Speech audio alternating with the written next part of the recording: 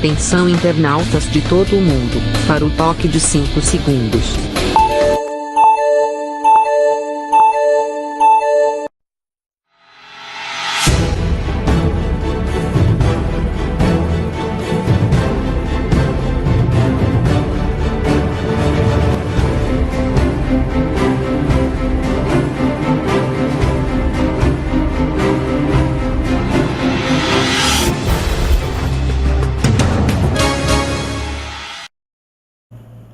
Alô, gente amiga, começando mais um programa Sérgio Cruz aqui pela viamorena.com. Ontem nós abordamos aqui o assunto da agricultura familiar e falamos um pouco de reforma agrária. Você fala de reforma agrária, o pessoal evita, né? Inclusive na campanha eleitoral, os candidatos evitaram, mesmo os candidatos de esquerda, evitaram falar em reforma agrária, falaram muito mais em agricultura familiar, né, do que em reforma agrária. Eu recebi alguns conceitos de reforma agrária de ontem para hoje e queria destacar aqui o conceito do meu amigo Antônio Cotrim Júnior, que mandou um conceito de reforma agrária que não deixa de ser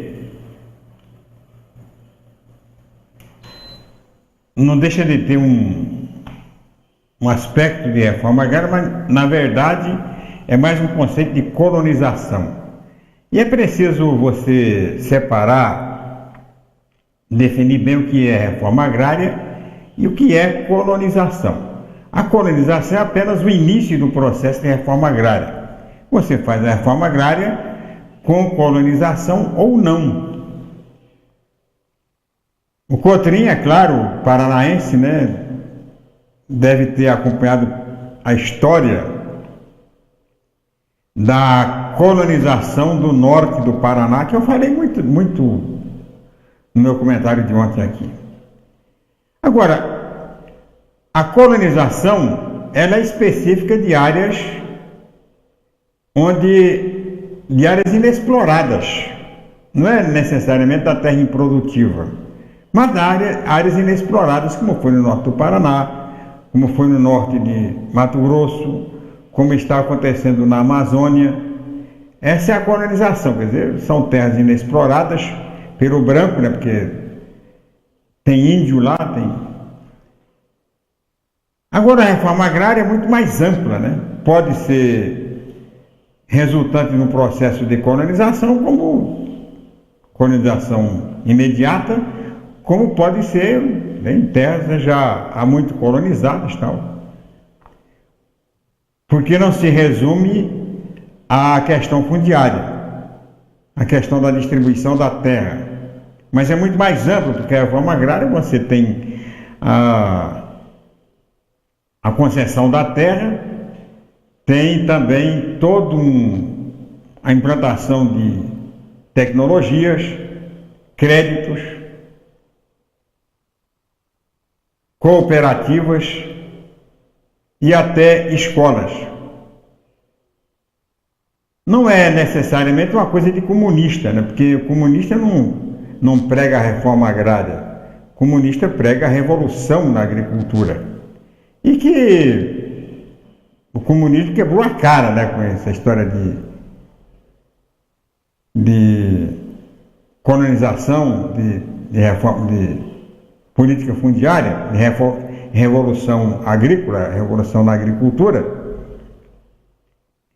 Quando tomou a terra dos latifundiários, na União Soviética foi assim, e transformou a terra em patrimônio da União, patrimônio da República, que criou o sistema de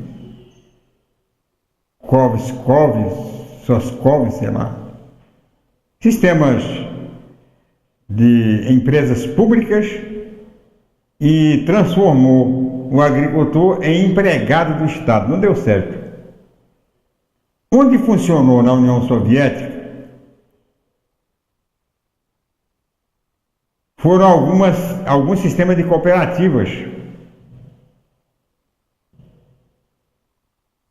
que tinham assistência do Estado, mas não era do Estado. Na Iugoslávia, Tchecoslováquia, Iugoslávia do Tito, República do Tito, tinha um sistema em Belgrado que funcionou enquanto o Tito era vivo. Depois que o Tito morreu, aí acabou, né, o projeto. Até porque se criava projetos em cima de pensamento de uma determinada pessoa, de determinado grupo. Não havia uma coletivização definitiva daquele pensamento. Aqui o Brasil não experimentou, eu não conheço,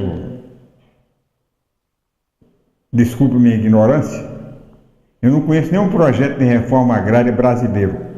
Reforma agrária por inteiro, completa, eu não conheço.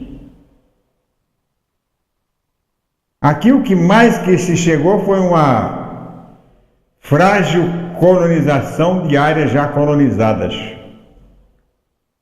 O que se fez aqui de política fundiária no Brasil foi os assentamentos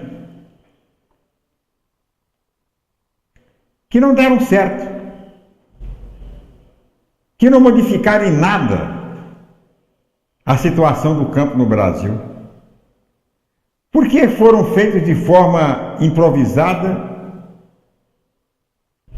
sem aproveitamento de nenhum recurso, desapropriaram as terras, alienaram terras de terceiros, colocaram lá poceiros não, assentados, sem nenhum tipo de assistência. Não tem estrada, escolas precárias, não tem orientação técnica nenhuma. Eu tive, durante essa campanha eleitoral, em alguns assentamentos, num desses eu vi a criação de plantação de coloral, também chamado de urucum. Uma empresa lá de São Paulo forneceu a semente e tal, e garante a compra do produto. São algumas coisas dispersas, né? Não tem nenhuma orientação de cooperativa. Eu acredito muito no sistema de cooperativas. Tem no Brasil, por exemplo, duas grandes cooperativas que eu conheço, que não é de projeto de reforma agrária, é que os produtores foram se juntando, grandes produtores, pequenos produtores, se juntaram e criaram uma cooperativa, por exemplo, no Espírito Santo, e outra na Bahia, a produção de mamão. Então, todo o mamão consumido hoje em Campo Grande, por exemplo, vem da Bahia, dessa cooperativa de Bom Jesus da Lapa, e do Espírito Santo. Aliás, a do Espírito Santo que atende hoje, inclusive, o mercado de São Paulo. Tudo cooperativado, porque um só produtor não dá conta de uma produção em escala para atender grandes mercados. Então, o Espírito Santo criou uma cooperativa para a produção de mamão papai e mamão formosa. Aqui, por exemplo, em Campo Grande, o maior consumo do mamão é exatamente do Espírito Santo. Tem da Bahia também, mas o Espírito Santo é que termina assumindo a hegemonia do abastecimento aqui de Campo Grande através da Ceasa. Não é uma experiência de cooperativa, mas não é essa experiência de cooperativa nos assentamentos. Falei ontem aqui de uma escola, né, de ensino médio, técnico, para a agricultura de assentados. Foi uma experiência extraordinária aqui em Campo Grande. Era o método francês. o aluno permanecia um mês na escola e uma semana na roça. Você daqui ia lá para o assentamento. E aquilo que ele aprendeu na escola, ele tentar aplicar, testar na roça, no lote. Ia lá tentar, voltava. Funcionou, não sei se chegou a formar algum técnico, né, na área, mas funcionou bem. Eu visitei por várias vezes essa cooperativa, essa escola, que era ligada a uma cooperativa que também dos assentamentos, não sei nem se existe hoje essa cooperativa, inspirada na criatividade de um cidadão chamado Rosalvo Rocha, que não era do MST, que não era da CUT, que não era da FETAGRE, estava mais ligado à pastoral da terra. Pastorais que foram praticamente dizimadas, né? Todas essas pastorais da Igreja Católica, pelo João Paulo II. João Paulo II, que era conservador, e essas cooperativas eram muito progressistas, né? E muita gente achava que era coisa de comunista. Então, o Rosalvo morreu e acabou a cooperativa, acabou a escola, porque era movida apenas pela coragem, pela ousadia de uma pessoa. Hoje a área onde funcionava a escola, aqui em Campo Grande, lá no seminário, está abandonada. Os barracões, né, as acomodações, os prédios que foram construídos para a escola, para o internato dos alunos, tudo destruído, não tem mais nada. Você passa lá. Eu sei que foi uma escola, porque eu frequentei aquela escola por várias vezes, porque a irmã Olga e o Rosalvo Rocha, que eram os inspiradores e os provedores da escola, eram meus amigos e me convidavam, e eu tinha programa de rádio, programa de televisão, e dava a cobertura possível, né, àquele empreendimento. Morreu o Rosalvo, morreu o sonho, acabou. Não sei se transferiram para outra cidade, não acredito, né? Nunca mais ouvi falar. Por quê? Porque esta tinha que ser uma das atribuições da reforma agrária. Tinha que estar no programa, intrínseco ao programa, a escola. Porque a reforma agrária não é apenas dar a terra. Assim como a questão indígena, você não vai resolver com a demarcação das aldeias, das reservas. Não está aí, está resolvido o problema indígena. Vamos demarcar a área e deixa lá o índio. Quer dizer, é preciso mostrar o caminho, indicar o caminho, prover às comunidades do mínimo de estrutura para que eles possam encontrar a vocação, a verdadeira vocação de sua atividade. Vamos plantar coloral, vamos plantar fumo, né? Porque teve também uma incursão na região sul do estado, mais precisamente no município de Novo Horizonte do Sul. Eu lembro bem, há cerca de 20 anos atrás, a Companhia Souza Cruz também andou financiando a plantação de tabaco. Não deu certo também, então, porque é preciso que haja nesses projetos de assentamento não só o INCRA, né? O INCRA encravando ali a atividade, mas é preciso ter a parceria do Estado e principalmente dos municípios. Isso não funciona. Nós tivemos aí a grande oportunidade de uma experiência fantástica que foi o município de Novo Horizonte do Sul. É o único município que nós temos hoje que nasceu de um assentamento. Não se fez nada lá. O INCRA só empatou. Só puxou para baixo. Porque entraria a questão, a política do INCRA, entra a questão partidária, partido que está no poder, complicado. Mas eu agradeço, né, os conceitos que tenho recebido e quero receber mais, para a gente poder discutir aqui essa da reforma agrária. Eu estou inserido nesse contexto há 50 anos,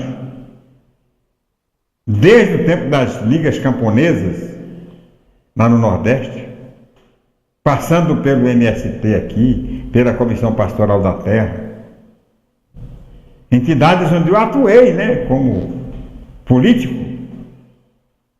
como representante credenciado pela população, atuei muito. E se não fiz muito mais daquilo que eu poderia ter feito, deveria ter feito, pelo menos aprendi bastante.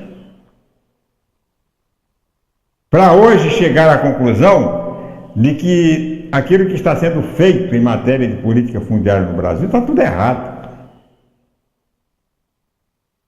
E debito ao PT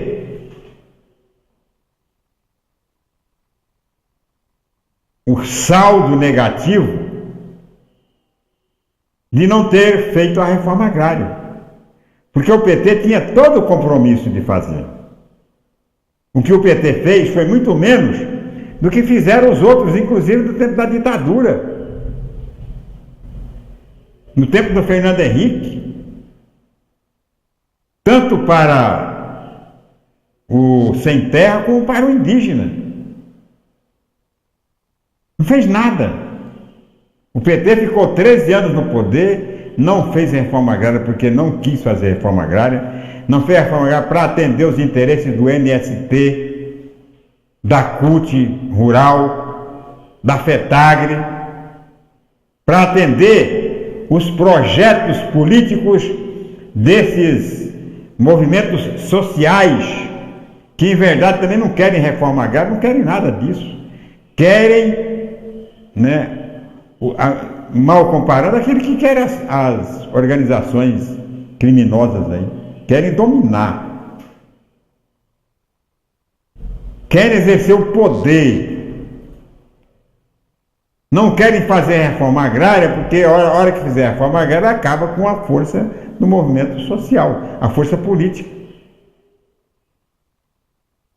E o PT, no lugar de organizar uma reforma agrária honesta, séria, planejada, que encaminhasse solução para os problemas existentes hoje na agricultura familiar, que transformasse a agricultura familiar em motor do desenvolvimento rural, o governo não fez nada. O governo atendeu aos interesses dos chamados movimentos sociais de esquerda. Não foi isso? Estou mentindo? De repente eu estou equivocado. Você entende de reforma agrária? Vamos falar sobre esse assunto? Tudo bem, estamos aí. Foi realizado hoje lá no programa Boca do Povo, da FM Difusora Pantanal, programa do qual eu participo e é transmitido aqui pela viamorena.com, o sorteio do notebook para o pessoal que compartilhou. O programa Boca do Povo, e este programa, durante a promoção, foi que encerrou-se no dia 3. É isso, gente? Isso. Dia 3. E o sorteio seria realizado ontem, mas em função da rádio não ter entrado no ar ontem, por motivos de ordem técnica, foi realizado hoje. E a gente vai mostrar o sorteio. Dá para mostrar o sorteio? Vou mostrar então.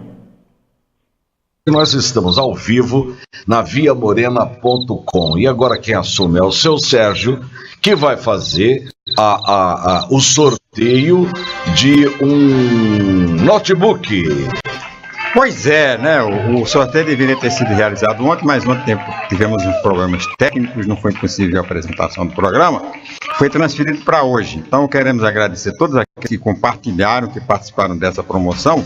E o Índio vai tecnicamente fazer o sorteio honesto. É o sorteio honesto. Roda a roleta, Índio. Primeira coisa, vai, Índio, roda. Deixando o Índio rolando a roleta. Roda. Vai, Índio, é você. Roda. Parou? Travou a roleta do Índio. Ainda. Vai lá, Índio. 712. 700. Vamos ver aqui quem que é o 712. 712, atenção. Sorteado 712. Cruzes. Quem já tem o número já sabe quem é, né? Já sabe quem é, ganhou. Dona Cacilda Iga. Cacilda Iga. É, ouvinte e telenauta aqui da Via Morena já há muito tempo. Olha, que legal. Dona Cacilda ganhou. Vai receber na sexta-feira, sexta, né? Sexta-feira, das 7 às 8 aqui no... Recebeu ao vivo, né? Exatamente. Ao vivo. Tá bom, Dona Cacilda, não vamos ter o máximo prazer em conhecê-la, dar a ela um cafezinho, né? O cafezinho do nosso programa. Com certeza. E todo aquele carinho do nosso programa aos nossos ouvintes. Pois é, aí a nossa ouvinte telenauta, Cacilda Iga, que assiste nosso programa todo dia, muito obrigado por sua audiência, Cacilda. E você foi sorteada, né, com o notebook, que vai ser entregue ao vivo no programa Boca do Povo da próxima sexta-feira, né? Vou esperar você lá com um cafezinho e tal.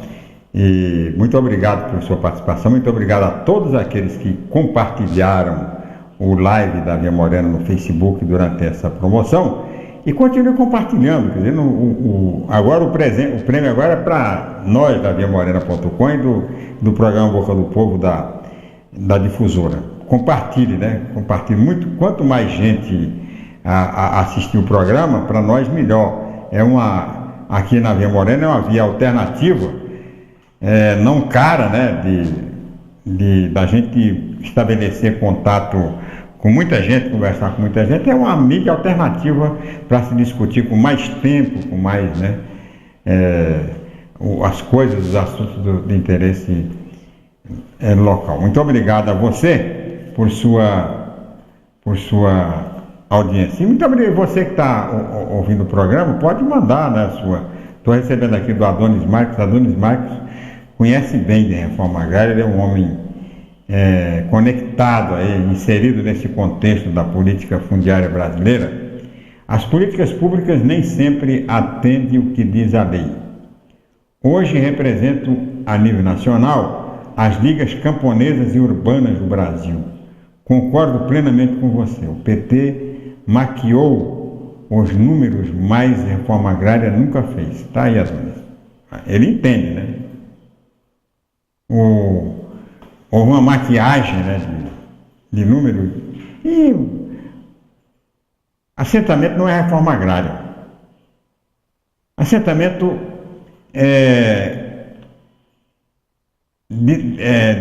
descomprime aí uma pressão de acampados e tal, mas não é reforma agrária. Reforma agrária é um processo muito mais amplo, muito mais... Eu me lembro bem quando eu militava nessa área, nós tivemos um acampamento na Viraí. O pessoal de saúde na Viraí, nós conseguimos uma área em Bonito, que é o projeto Guaicuruxo.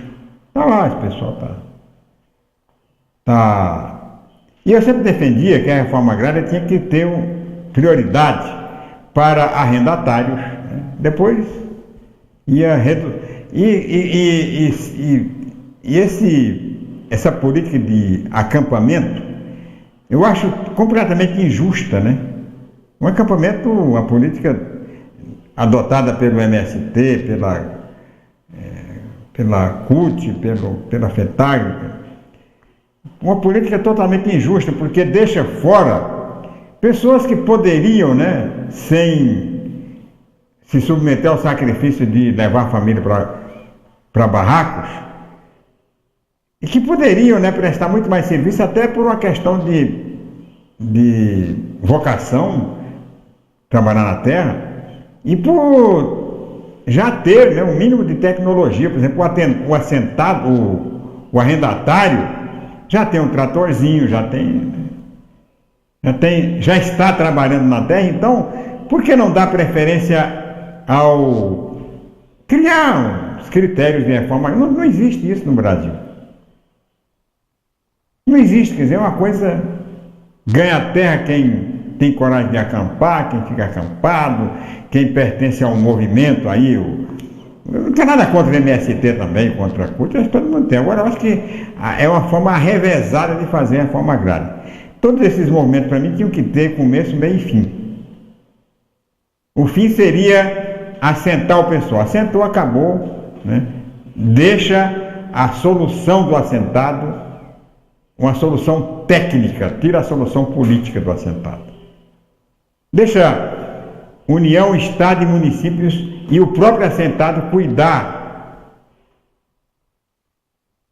dos seus programas. Muito obrigado ao pessoal que está mandando os comentários. Pode continuar mandando, que a gente vai falando. O Osman, pelas palavras do deputado Ivan Valente, do PSOL, o MST terá o direito de invadir terras alheias e os donos delas não terão o direito de se defender. Osman, o que fala o Ivan Valente, o que fala esse povo, não tem a menor importância. O que tem que se considerar é o fato histórico. Eu não sei há quanto tempo faz, mas faz muito tempo que não há invasão de terra no Brasil, tá? Essa história de invadir, de que o fazendeiro tem que ter um fuzil para defender sua propriedade, eu defendo essa ideia também, que tem o esbulho, né? Vai invadir e tal. Agora, eu não me lembro, né? Há quanto tempo faz que não houve invasão de terra no Brasil? O sem terra não está invadindo fazendas. O sem terra acampa, pressiona o governo compra a área e assenta o pessoal. Nem desapropriação, de acordo com a Constituição Federal, está sendo feito, não tem mais desapropriação. Então compra a terra, não está tendo invasão. Onde houve ocupação de terra, mais recentemente, foi de índio, o índio ocupando terras já demarcadas ou não, mas já decretada o processo de demarcação, vai lá e invade e ocupa. Mas trabalhador sem terra, e eu estou falando aqui da pequena propriedade, falando aqui da agricultura familiar, não está tendo invasão. Essa história não tem que se defender porque não está tendo invasão. Pelo menos isso o governo conseguiu conter as invasões. Por quê?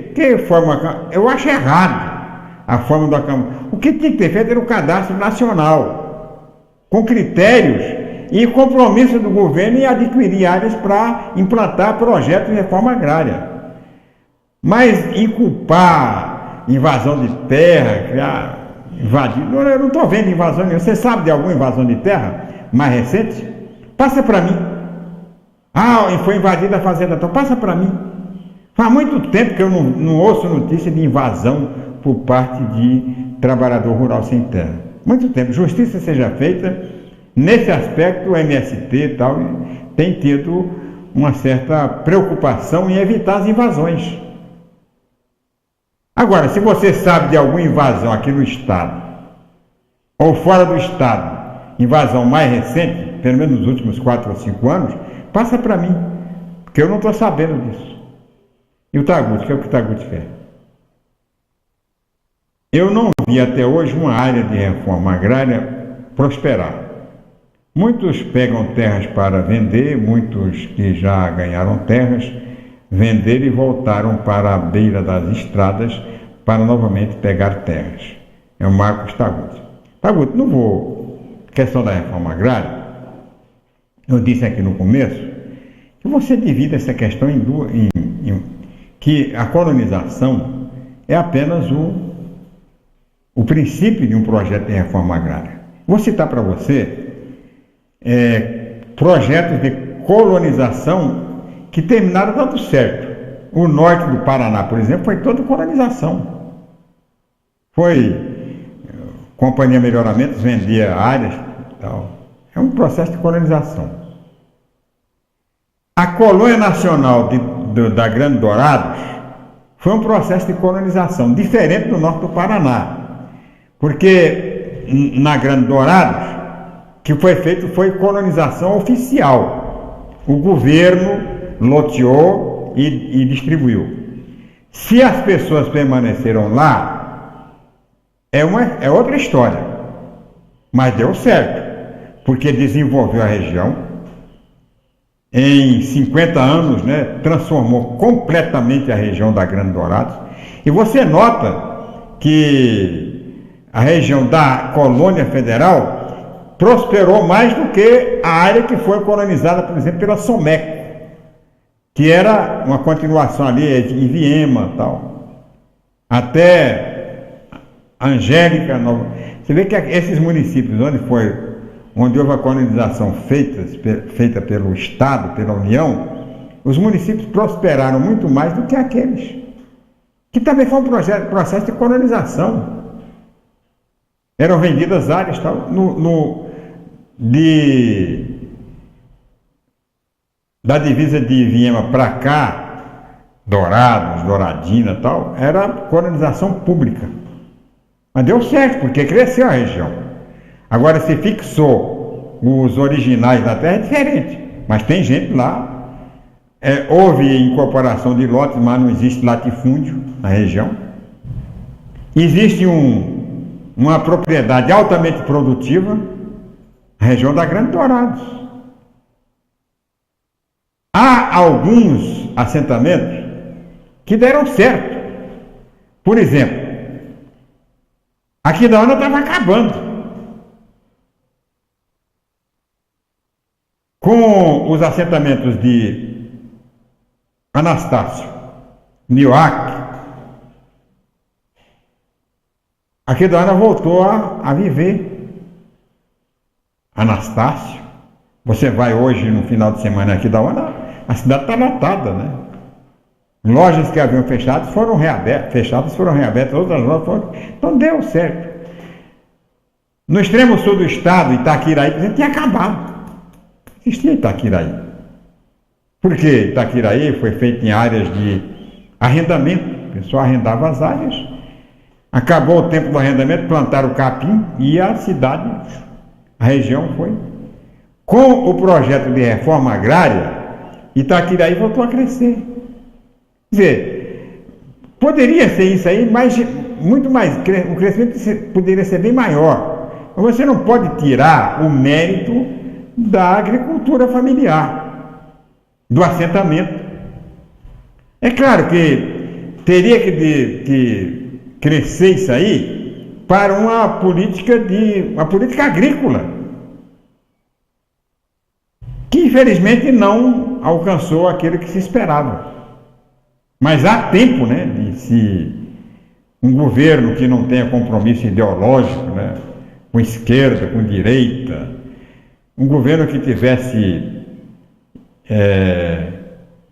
apenas uma visão de desenvolvimento agrícola do país, que entendesse, porque a própria ditadura entendeu errado, né, tal de projeto integrado e tentou aqui na região do Cone Sul, no município de Sete Quedas, Aral Moreira, naquela região ali da fronteira, tentou fazer um grande projeto em Mundo Novo, né? Eldorado, um grande projeto com grandes propriedades e pequenas propriedades. Não deu certo. Deu certo por alguma razão. Primeiro porque a ditadura não tinha o menor interesse em fazer reforma agrária. Aí deu terra para grandes propriedades, as grandes propriedades terminaram incorporando as pequenas. Não se considerou o problema do índio. Criou-se ali o maior problema de índio, porque não levou em consideração o problema de índio. Eu me lembro bem que era superintendente do INCRA aqui, no tempo da ditadura, o Coronel Clóvis. E quando anunciaram o grande projeto integrado Sete Quedas, eu, entrevistando o Coronel Clóvis, perguntei como é que era a questão do índio, porque eu ia fazer um projeto de reforma agrária, numa área, projeto de colonização, em verdade. Como é que ia ficar o problema do índio? A fronteira era infestada de aldeias de índio. Ele simplesmente ignorou, não é nada com índio, não. Índio é problema da FUNAI. Mas, ô Coronel, não existe uma intermediação, um diálogo entre FUNAI e INCRA? Não, é que você vira, eu vou cuidar da minha parte. E fez até hoje, né, não se conseguiu resolver o problema do índio, está lá, e é o que encrava o desenvolvimento daquela região, exatamente a questão indígena. Por quê? Porque na época não se considerou isso como não se considerou na região da Grande Dourados. O Guarani ficou solto por lá. Não tinha, vamos jogar tudo em Jaguapiru aqui em Dourados, né? A terra Jaguapiru tem mais de 100 anos. A reservinha de lá, que hoje virou uma verdadeira favela indígena. Então, gente, para se construir reforma agrária, você faz com interesse político, mas deixando de lado a questão ideológica. Adonis. Hoje a Lei 13.465 de 2017 prevê edital público e que todo cidadão pode se inscrever de forma igual. Não pode ser prioridade apenas dos acampados. É impossível uma pessoa ser beneficiária da reforma agrária, mas, mais de uma vez, existe uma relação de beneficiários em nível nacional pelo CPF. Pois é, Adonis, mas eu não conheço nenhum assentamento feito no Brasil ou aqui no Mato Grosso do Sul que tenha sido feito por esse processo, por essa lei aí. Aqui, os assentamentos que eu conheço, todos eles surgiram na beira da estrada, dos acampamentos. Faz-se o acampamento, o movimento social organiza o acampamento, porque o acampamento também não nasce voluntariamente. Ele é orientado tanto pela, não sei, a função das ligas camponesas, né, e urbanas, não sei como tem sido. Mas MST, FETAG, CUT Rural, organizam os acampamentos e passam a fazer pressão em cima das autoridades para a desapropriação. Geralmente o acampamento é feito numa área propícia para a desapropriação, para a compra, né, tal. O movimento conhece direitinho, sabe tudo. Vai lá com o acampamento e depois, não sei como é que é o critério depois para escolher as pessoas. Sei que começa sempre, tem começado sempre, isso desde o meu tempo, na década de 80, pelo acampamento. Faz-se um acampamento e o acampamento. Esta lei, né, por essa lei, pelo cadastro nacional, eu não conheço. Eu tenho a obrigação de conhecer porque eu estou acompanhando essa evolução desse processo há muito tempo. Vou dar um pequeno intervalo e na volta inicia hoje a apresentação do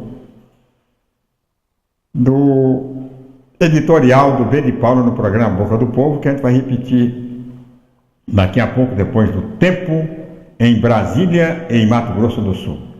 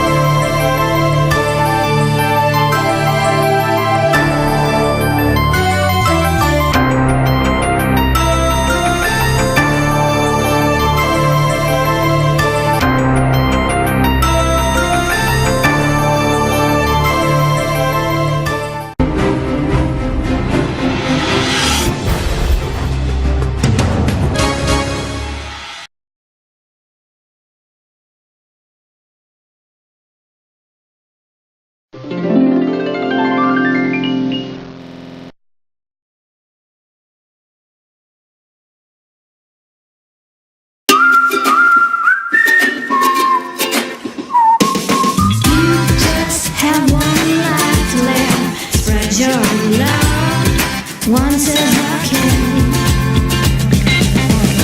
What a beautiful day. What a wonderful day.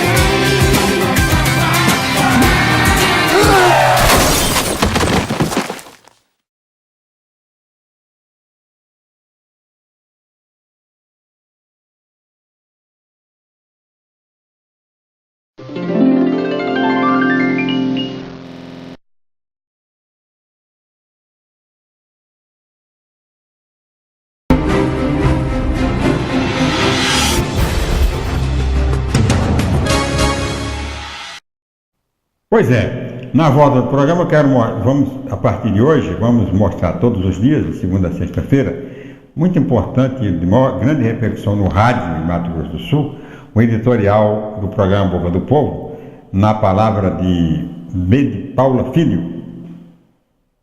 O governo do estado vai passar por uma grande mudança, uma grande reforma. Nesta segunda fase, ou seja, no segundo mandato, Reinaldo Azambuja terá a oportunidade de continuar acertando e corrigir algumas secretarias que não apresentaram níveis satisfatórios neste primeiro mandato. E assim sendo, vai acontecer a dança das cadeiras. E tem gente que vai continuar no governo e gente que gentilmente será convidada a desocupar o beco. É normal que isso aconteça. Não é normal que a equipe que já mostrou aquilo que sabe fazer, ou que não sabe, continuar integrando postos de primeiro escalão. Portanto, está chegando o momento de Reinaldo Azambuja afinar a viola para tocar música bonita que o povo sul-mato-grossense espera que saia da sua administração. O que estamos ouvindo sobre essa dança das cadeiras são as coisas mais diversas, algumas que acredito nem tenham fundamentos e outras que, se acontecer, arrancarão aplausos, porque são nomes de pessoas experimentadas, com experiência em suas áreas de atuação e que trarão, tenho certeza, plena satisfação ao governo e ao povo. Fala-se em Geraldo Rezende para a saúde. Não acho que essa seja a área do Geraldo. Geraldo é político, nunca mexeu com uma estrutura de saúde, só se for nomeado por conta da estrutura política, do agradecimento político. Falou-se no meu amigo marilhense Carlos Alberto Assis para a Secretaria de Fazenda. O Carlos é aquele homem articulado que está preparado para tocar qualquer instrumento. Foi muito bem na Secretaria de Administração e aonde quer que ele vá, Reinaldo pode apostar que o Carlos vai fazer a coisa acontecer.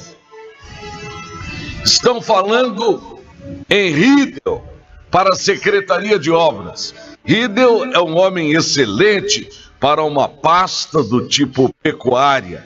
Não que ele não tenha capacidade, mas porque é a mesma coisa de colocar um engenheiro para tocar uma secretaria de saúde, por exemplo.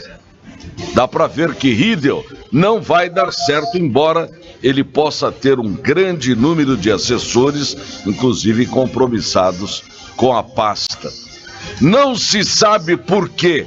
Uns dizem que brigaram, mas acho difícil que isso tenha acontecido, e se aconteceu, precisam sentar e conversar, porque amigos brigam, mas se perdoam. E um dos nomes para a obra seria a volta do Marcelo Miglioli.